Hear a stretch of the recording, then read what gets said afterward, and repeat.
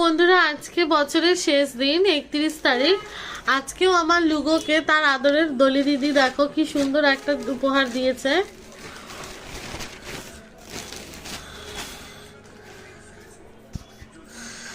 এই দেখো, এই দেখো কি সুন্দর উপহারটা দিয়েছে। এটা হচ্ছে কি মোদি কোট টাইপের।